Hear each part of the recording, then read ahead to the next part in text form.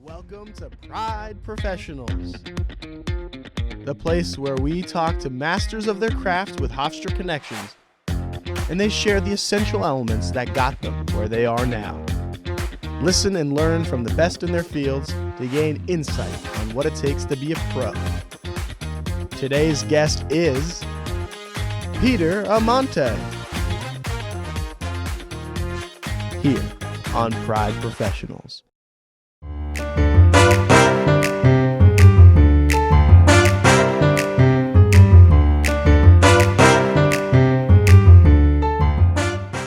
Hello, welcome to Pride Professionals. My name is Leah Zoyce. As someone who studies television and how it's created at the highest level, I'm super excited about today's show. Today we will talk to Peter Amante, a master in the field of post-production and visual effects. Peter has worked on Emmy-winning TV shows, hilarious comedy movies, and commercials you might have seen during this year's Super Bowl. On today's show, Peter will share his insights to the production that he's had a hand in. But first, let's get to know Peter a little bit better.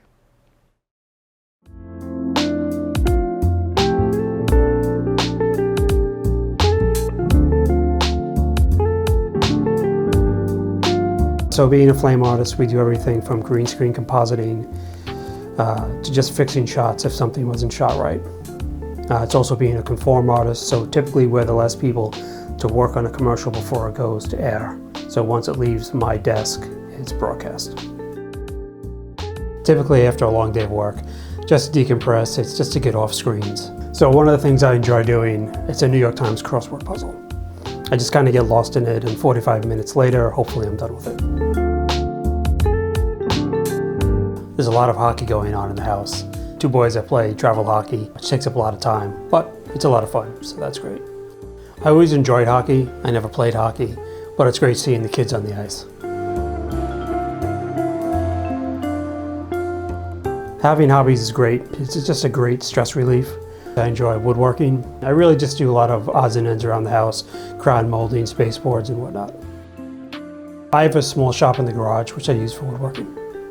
In summer, I enjoy hydroponics, basically growing vegetables suspended in water instead of traditional soil. I just enjoy kind of the science of it, trying to figure out what combinations of nutrients, sunlight, how cool the water has to be just to get the perfect grow. My family means a great deal to me. Pretty much everything I do for them. All the long hours, but it's all worth it. We take some great trips as a family. My favorite trip we took was to Amsterdam. Took it back in 2019. We went out for Thanksgiving. I enjoy the history. It's just amazing walking around, seeing buildings from the 1600s. It's a beautiful city. So being a flame artist, it also means that I am a visual effects supervisor. So I'll go on set to supervise films, and typically I'll travel in the country. I've done a lot in Los Angeles. Back in 2005, I went to Iceland, and I had just left a stable, high-paying staff job to go freelance, and there was a lot of uncertainty with that. There were a lot of things going on in my life. My daughter was very young. She was under 2 years old. We were expecting our second child, and here I am in Iceland. And when I was out there, I realized that I would never, ever, ever have an experience like this again in my life. So I made it a point just to step back, take a breath, and really open up to it and just enjoy it. And I'm so glad I did, because I look back at that and I realized, being so open-minded and relaxed, I got the most out of that trip. I don't find it difficult watching some of the shows and films that I've worked on. But other shows and films, you just tend to be a little bit critical and you find little flaws, and it's horrible because sometimes you just focus on that.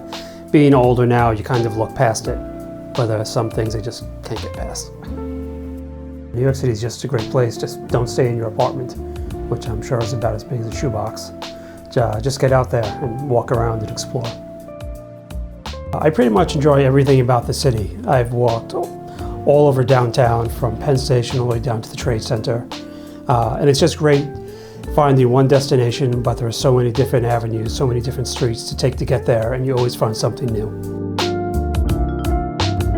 So my time in New York City, I can't say exactly why I love it as much as I do. There's just always something different, different people. One thing that I picked up early on is when you get in a cab, always talk to the cab driver, because there's always an interesting story with the cab driver. Most people just sit in the back seat, they clam up, they look at their phones. But I encourage you to talk to your cab driver.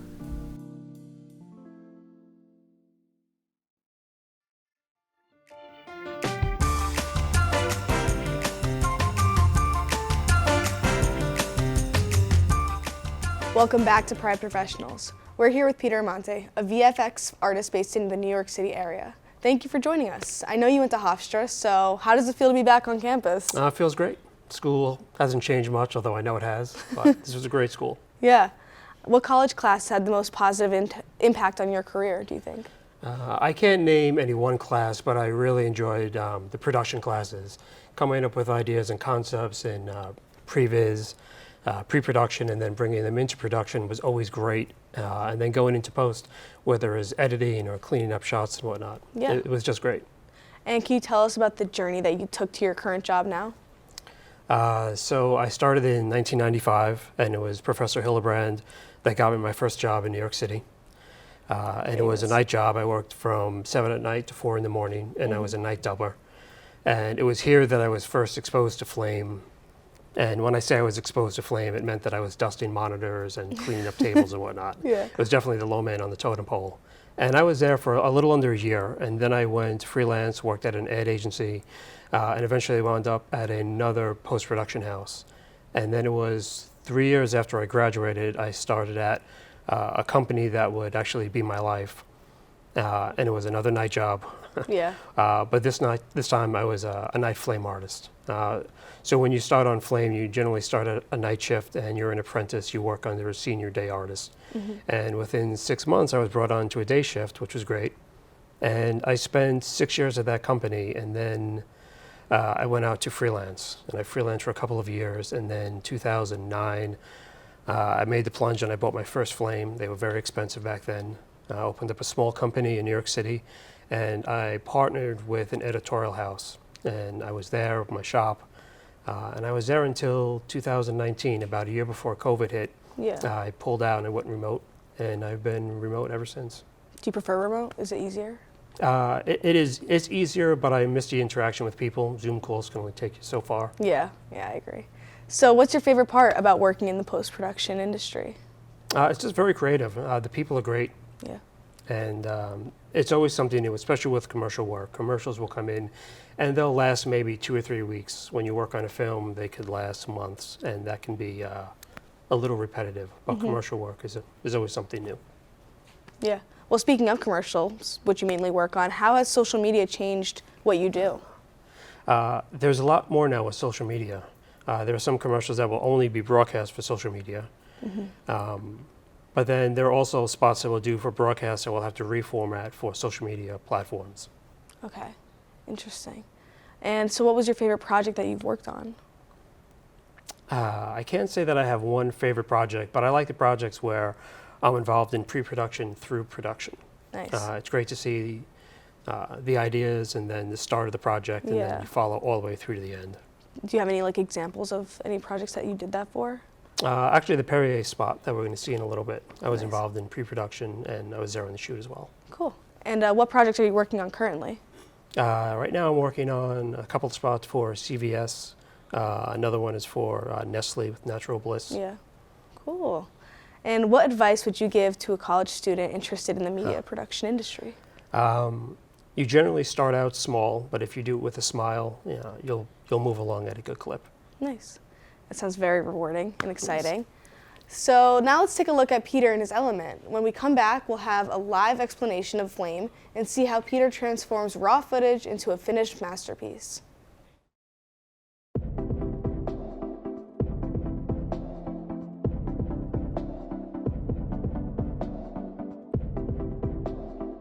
So I got into post-production. I graduated from Hofstra in '95, and it was actually Professor Hildebrand that got me my first job, which was at Charlex in New York City. It's a visual effects company. It's still around today, and that's how everything started for me. So lessons that I learned from Professor Hildebrand, it would be more about learning the theory and not necessarily learning what the buttons do. And that was a tough lesson that I had to learn when I was on the job, because I didn't really pay attention to the theory as much as what the buttons did. and it backfired on me my first week or two in the job. So my suggestions for people who are working night shifts or people who are just starting off at the front desk in companies would be to understand that everybody has to push a broom in their life.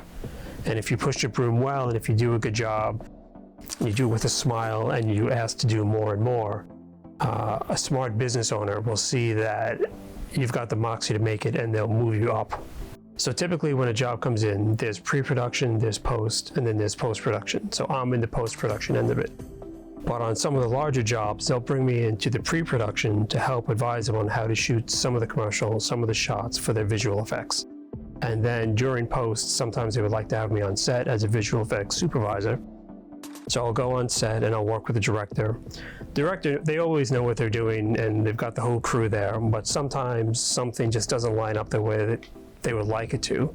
So then they ask me, can we fix this in post? Can we take care of this? And usually the answer is always yes. So typically when directors ask me if something is going to work or it's not going to work, it's really a question about time and money. If they don't have a lot of time in post, then they'll have to have more money in their budget so I can bring other artists on staff. But if they have a lot of time, then the budget pretty much stays the same, because then I can take care of it myself, only bring in one artist.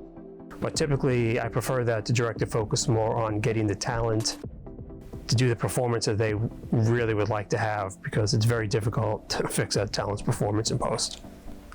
So Flame is a 2D and 3D compositor. There's a 3D workspace within Flame. There's actually a camera in it. You could bring 3D objects in and rotate them and manipulate them, color correct them, distort them, animate them. Typically with a Flame, there's really nothing that you can't do. There are very few times that I've been put in a situation where there was something that I couldn't do. So Flame is it's a compositor, but on top of that, it's also an editor. So we'll do all the visual effects in the commercial, we'll do the retouch, the compositing, and then we'll put it into a timeline, and then we'll ship to networks. So in Flame's timeline, it's very similar looking anyway to something that you would find in Premiere or in Avid, in Media Composer. Hotkeys are different, but again, the theory of how editorial works is the same as you would find in Avid or in Premiere. So these three are for adjusting the color itself, for tinting the color. These guys here are your high, low, and mid values. So you can bring up the pedestal, lower the pedestal, and then when you're in each module, they light up a little bit differently. All right, so if I come down to the color correct node and just attach it to it. So now everything, all the parameters change to what the color correct node does. And you can see here, you can just make it brighter, you can darken it. And on top of that, you can just add some red. You could add reds to the midtones, red to the lows, red to the highs. Not just reds, but any color you can add to it.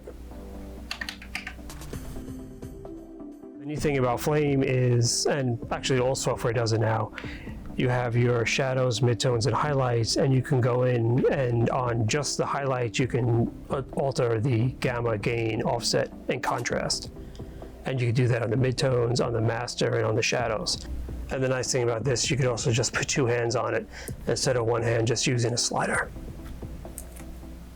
And then when you're back on the desktop, the panel changes again, and it can be more like a traditional, I guess, switcher, in that you could insert, overwrite, replace footage, as well as just hit a play button.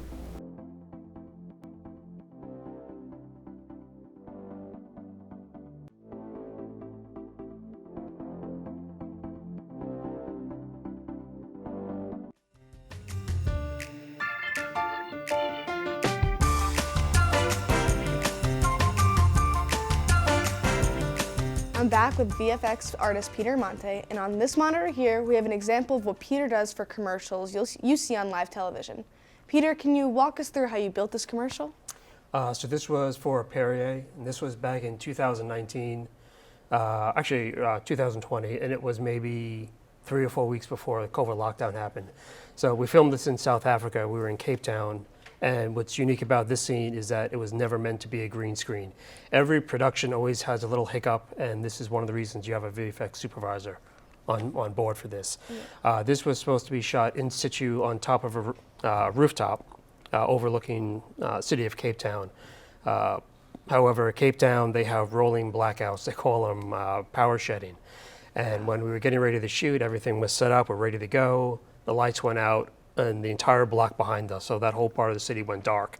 Oh, So it's wow. like, all right, now what do we do? So after a 10-minute conversation, we realized we had some time at the end of the next shooting day, so we were going to shoot this in green screen. So what we have here, the intent was to put a skyline behind her. So we filmed her on green. One of the neat things about Flame is we have a green screen in the background, and even though she's wearing green, the software can tell the difference between the two, and you can really just knock out the background. But then there are other little hiccups, like these guys in the back over her shoulder. They were thought to be distracting, and we found this after we shot it. So then we had to remove them. Let me just get to it. So we took those guys out, and now it's all about the bottle.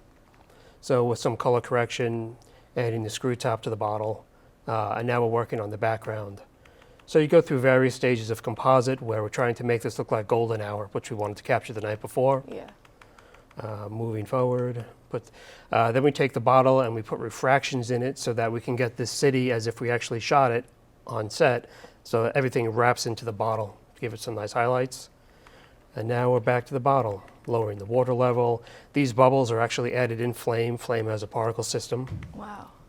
And the nice thing about it is you can do this all with the client sitting in the room. So she's like originally like drinking water or something? Like No, actually, I think she was drinking Perrier, Oh, but okay. at this point, it wasn't as fizzy as it was before. Yeah. Then we put the label on, and it was a metallic label. Only part of it was metallic, so we put some metallic highlights, and then the highlights back on top of the bottle. Then we relit the scene. We wanted to make a golden hour, and we did a light wrap, so now she's wrapped in this light. He's splashed with the light, and it comes around her when her arm comes out of frame. And then some more shading. And then this was how the original spot looked. And then about 6 months after it shipped, the client came back and wanted condensation to make it look wetter, more refreshing. Yeah. So 3D artists made these water droplets, and then I composited them in Flame. And that's that. So this Wow. shot probably took a week, maybe a week and a half. But that shows you the before and after. Wow. That is intense. That's awesome. Well, let's take a look at the final product. I feel golden, I feel like glitter on my shoulders. I feel like I feel golden. I feel like Boldly refreshing since 1863. That was so cool. I bet it is a fun feeling to see something that you worked so hard on broadcast live on national television, right? Yeah, it's great. It doesn't get old. Yeah. So you were on set for this production. Can you tell us what you do when you're on set? On set, I'm just at the director's beck and call. Any questions that he has, he'll ask me. But I usually just have a very low footprint. And then this shot, for example, they weren't getting it on set. So at the very last minute, I was able to step in and direct the last shot. Yeah. Wow. But just there to answer questions, put everyone at ease. Yeah. Is it difficult physically to spend so many continuous hours in front of a screen? It can be. Yeah. It can be feel it a would little be. tedious. Even if I edit something for like 15 minutes, I get like exhausted. So Yeah. I can't imagine. And how long does the process typically take? Commercial work can usually come in and out in about 3 weeks, at most, 3 to 4 weeks. But films will come and they'll stay for months. Wow. So it's great to work on a film, but then it gets a little long. And then when you work on Yeah. a commercial, you just appreciate the in and out and Yeah. new for creatives all the quick time. work. Nice. Well, Peter, thank you so much for showcasing your mastery in this episode. And thank you for watching this week's episode of Pride Professionals. Don't forget to come back next time when we learn from another master of their craft.